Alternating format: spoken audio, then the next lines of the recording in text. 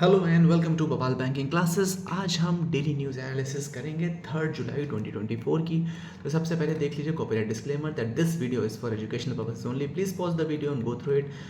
And also, if you want the PDF of these videos, please let me know in the comment section. I'll mail it to you, or I can send it via Telegram. शुरू करते हैं आज का video. सबसे पहले देखते हैं NITI Aayog to launch संपूर्ण अभियान। संपूर्ण अभियान नीति आयोग लॉन्च करने वाला है। नीति आयोग इज लॉन्चिंग संपूर्ण अभियान, अ 3 month कैंपेन जो कि 4 जुलाई से 30 सितंबर तक चलेगा। 3 महीने का संपूर्ण अभियान, ठीक है। To undertake a sustain effort to achieve saturation of 6 की indicators in aspirational districts and 6 की indicators in aspiration block across the country. तो देखिए, सबसे पहले आप समझ लीजिए कि एक एडीपी है, एस्पिरेशनल डिस्ट्रिक्ट प्रोग्राम, एबीपी यानी एस्पिरेशनल ब्लॉक्स प्रोग्राम। ये दोनों चीज़ें संपूर्ण अभियान के अंतर्गत इसके 6 इंडिकेटर्स हैं, 6 पैरामीटर्स हैं जिस पे काम करना है, जिसके लिए 4 जुलाई से लेकर 30 सितंबर 24 तक संपूर्ण अभियान किसने शुरू किया है? नीति आयोग ने किया है। जिससे कि जो ये 6 इंडिकेटर्स हैं, इनमें 112 एस्पिरेशनल डिस्ट्रिक्ट्स में और 500 एस्पिरेशनल ब्लॉक्स में ये काम पूरा किया जा सके। तो एडीपी क्या है? Aspirational district programme. एबीपी क्या है? न्यूज़ नहीं है, एस्पिरेशन ब्लॉक प्रोग्राम। संपूर्ण अभियान किसने शुरू किया है?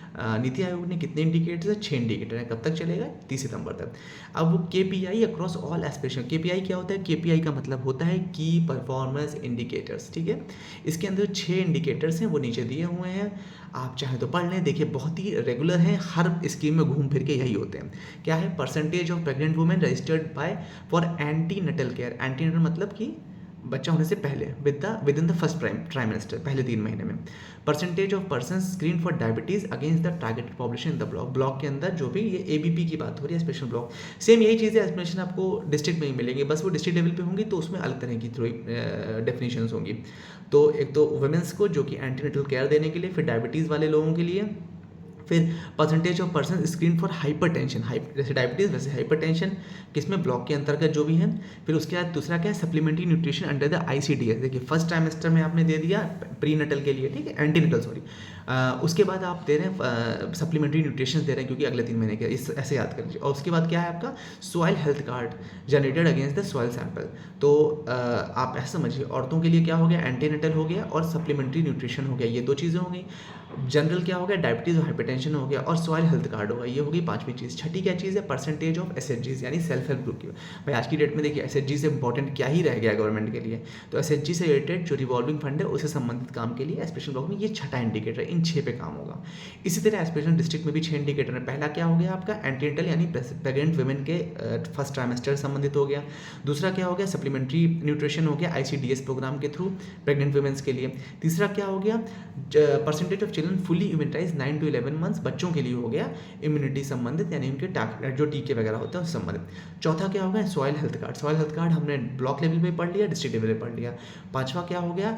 School with functional electricity at the, क्योंकि अब डिस्ट्रिक्ट की बात हो रही है ना, तो यहाँ पर बहुत बेसिक बातें नहीं होंगी। डिस्ट्रिक्ट की बात हो रही है तो इलेक्ट्रिसिटी की बात हो रही है स्कूल लेवल पर, और टेक्स्ट बुक स्कूल के लिए। तो जो ब्लॉक लेवल पर है उसमें हाइपरटेंशन और डायबिटीज़ भी ले लिया गया, यहाँ पर उसकी जगह स्कूल की टेक्स्ट बुक और स्कूल की इलेक्ट्रिसिटी ले लिया गया, ऐसे याद कर लीजिए, ठीक है। सॉइल हेल्थ कार्ड दोनों में है, प्री नटल एंटीनटल और सप्लीमेंट्री डाइट के बारे में बात करी गई और बच्चों के टीके के लिए बात की गई। ये एस्पिरेशनल डिस्ट्रिक्ट और एस्पिरेशनल ब्लॉक दोनों के हमने 6 इंडिकेटर्स डिस्कस कर लिए। तो जो एस्पिरेशनल डिस्ट्रिक्ट प्रोग्राम है उसमें 112 डिस्ट्रिक्ट आए हैं। कब से शुरू हुआ है? ये 2018 से शुरू हुआ है, ठीक है। एस्पिरेशनल ब्लॉक कब से शुरू हुआ है? 2023 से शुरू हुआ है। इसमें 500 ब्लॉक है। डिस्ट्रिक्ट में 112, ब्लॉक में 500 ब्लॉक, वो 2018 से शुरू हुआ, ये 2023 से शुरू हुआ। ये मैं बार बार रिपीट करता हूँ सो दैट आपको याद भी होता चले। Minister of state Bhupathi Raju Srinivasa Varma plant sapling in support of एक पेड़ माँ के नाम। एक कैंपेन है, नाम क्या है? एक पेड़ माँ के नाम। उसमें सैपलिंग लगाया, किसने लगाया? Minister of state Bhupathi Raju Srinivasa ने। तो अगर ये किस चीज़ के मिनिस्टर ऑफ स्टेट है? स्टील एंड हैवी इंडस्ट्री के। Bhupathi Raju Srinivasa steel and heavy industries के मिनिस्टर ऑफ स्टेट हैं। कैंपेन का नाम कैंपेन किसने शुरू किया था? नरेंद्र मोदी जी ने। क्या नाम था? एक पेड़ माँ के नाम। Union minister of social justice and empowerment doctor Virendra Kumar facilitates Indian deaf cricket team for historic victory in bilateral international series against England. तो इंडियन डेफ क्रिकेट टीम जो है वो इंग्लैंड के अगेंस्ट बायलैटरल सीरीज जीत गई है। इनको फैसिलिटेट किसने किया? डॉक्टर वीरेंद्र कुमार। डॉक्टर वीरेंद्र कुमार कौन है? यूनियन मिनिस्टर है, किसके? सोशल जस्टिस एंड एम्पावरमेंट के। देखिए, अगर डेफ क्रिकेट टीम को कर रहे हैं तो ऑब्वियस सी बात है वो सोशल जस्टिस से रिलेटेड होंगे ना, तो वो इसलिए इसकी बात हो गई है। Sorry for the interruption. Okay, तो doctor Virendra Kumar, union minister of social justice empowerment, facilitated Indian deaf cricket team कहाँ पर, doctor Ambedkar international centre for historic victory in bilateral. तो doctor Ambedkar international centre for उन्होंने किसको फैसिलिटेट किया, इंडियन डेफिकेट टीम को। किसके against वो जीते हैं, इंग्लैंड के अगेंस्ट जीते हैं। किसने किया, डॉक्टर वीरेंद्र कुमार, एम्पावरमेंट और सोशल जस्टिस के मिनिस्टर, यूनियन मिनिस्टर। एमपीटी का मतलब क्या है, मोरमागांव पोर्ट अथॉरिटी। मोरमागांव मतलब गोवा की बात हो रही है। Mormugao port authority to organise 1 day conference on port of the future on Friday. तो MPT port authority and director DG lighthouse and light ships under the ministry of port shipping and waterways. अब आप बताइए, ministry of port shipping and waterways के union minister कौन थे, याद है आप लोगों को, नहीं याद होगा ना, कौन थे, हरित नौका की बात हमने करी थी, याद है लास्ट की वीडियोज़ में, सर्बानंद सोनेवाल। ये याद रखिए, ये बहुत इंपॉर्टेंट है। एक एक मिनिस्टर्स को आप लोग अभी याद रखिए कुछ दिन तक, उसके बाद फिर आप लोग को हाथ में आ जाएगा। इसीलिए मैं हर न्यूज़ में मिनिस्टर्स को हाईलाइट कर रहा हूँ, जिससे कि आपके दिमाग में धीमे धीमे वो बैठ जाए। Organising a 1 day conference the theme port of the future. तो एमपीटी क्या ऑर्गेनाइज कर रहा है, पोर्ट ऑफ द फ्यूचर, एक 1 day एक कॉन्फ्रेंस है इंटरनेशनल सेंटर गोवा में। कहाँ, डोनापोला, नॉर्थ गोवा में, जो कि नॉर्थ गोवा में एक जगह है डोनापोला, वहाँ पर ये इंटरनेशनल सेंटर गोवा में वर्कशॉप ऑर्गेनाइज हो रही है। Shri Sarbananda Sonowal visit flood affected areas. देखिए देखिए फिर वही न्यूज़ आ गई। सर्बानंद सोनोवाल किसके यूनियन मिनिस्टर हैं, पोर्ट शिपिंग एंड वाटरवेज के। उन्होंने फ्लड एरिया डिब्रूगढ़ में विजिट किया। यहाँ पर भी देखिए मैंने इसको सिर्फ इसीलिए हाईलाइट किया, डिब्रूगढ़ के फ्लड एरियाज जो है वो कभी भी आपके एग्जाम में नहीं आएंगे, लेकिन सर्बानंद सोनोवाल का नाम कहीं ना कहीं आ सकता है, तो आपको वो याद हो जाए, इसलिए इस न्यूज़ को हाईलाइट किया गया था। Next, the Ministry of Rural Development and the Ministry of Micro, Small and Medium Enterprises joins hand to boost SHG women enterprises. Union Ministry of Rural Development and Union Ministry of MSME, in the spirit of whole of a government approach, signed a state of the intent, SOI मतलब state of intent, to collaborate on formalizing and strengthening SHG women led rural enterprise through MOSME. तो rural development ministry ने और MSME ministry ने मिल करके SHG को फॉर्मूले को आगे बढ़ाने के लिए, स्ट्रेंथन करने के लिए, फॉर्मलाइज करने के लिए एक स्टेटमेंट ऑफ इंटेंट गवर्नमेंट के साथ साइन किया है। ठीक है, इसके बारे में बताया। एसएचजीज को लेकर इस टाइम बहुत फोकस है गवर्नमेंट का। आपको पता होगा मोदी जी ने कहा है लखपति दीदी वाला कॉन्सेप्ट, इसीलिए India participates in the 86th session of executive committee of Codex Alimentarius Commission. India is a member elected on a geographical basis Asia. देखिए ये जो कमीशन है, ये एक तरीके से जो इसकी एग्जीक्यूटिव कमेटी है उसमें ज्योग्राफी बेस पे सिलेक्शन होता है। तो एशिया से इस बार कौन सा मेंबर है elected, India.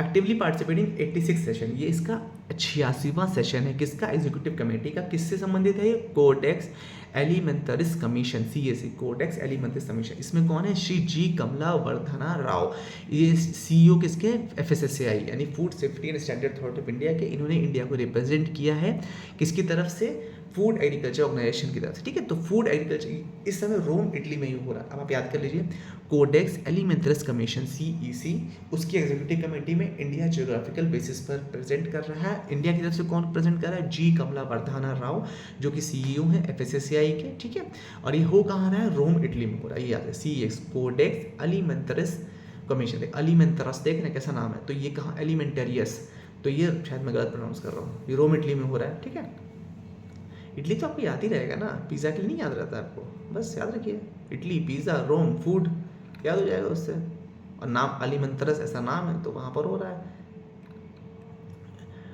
Codex Alimentarius Commission and international body establish by FAO क्या है, फूड एंड एग्रीकल्चर ऑर्गेनाइजेशन और वर्ल्ड हेल्थ ऑर्गेनाइजेशन, इन लोगों ने कोडेक्स कमीशन एक इंटरनेशनल बॉडी स्टैब्लिश करी थी, उससे संबंधित है। इसका 86th एग्जीक्यूटिव कमेटी की मीटिंग है।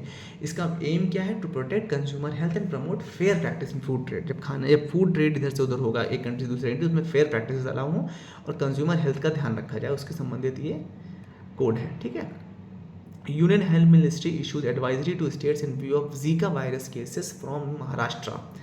In view of some reported cases of Zika virus from Maharashtra, Dr. Atul Goel, DG Health Services, Ministry of Health and Family Welfare has issued advisory to state health and Zika.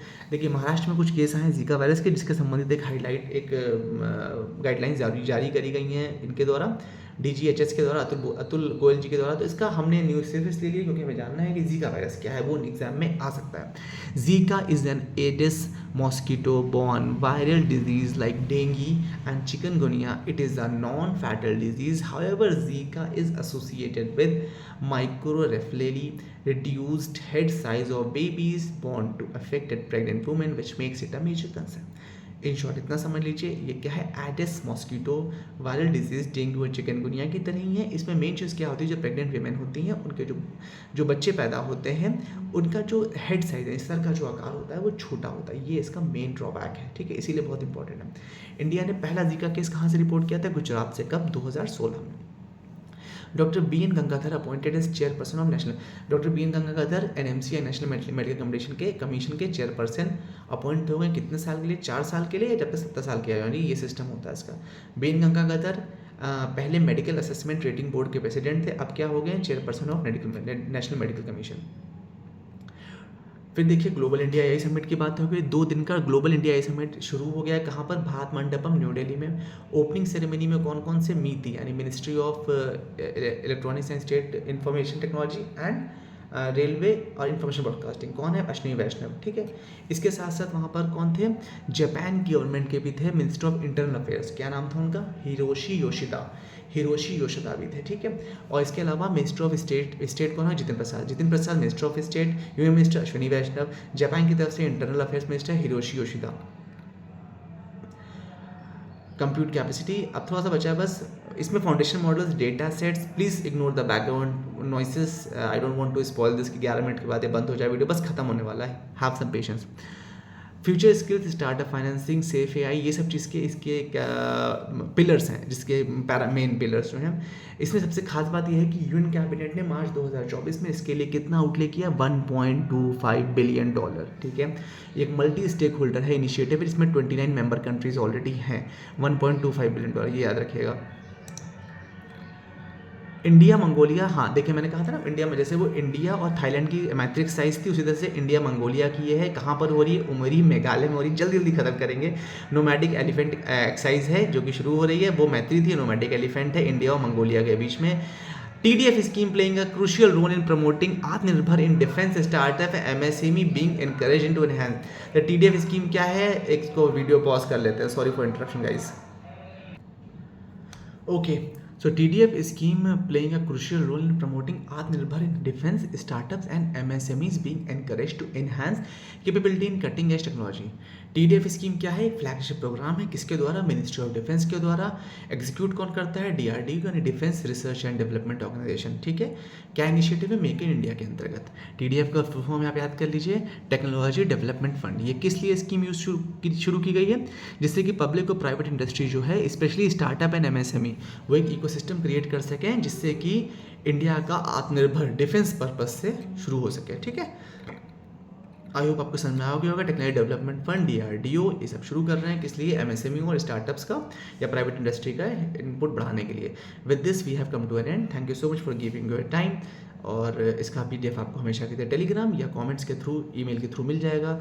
Do let me know if you need it and do subscribe to the channel, like the video, share the video, comment, share it. Thank you so much.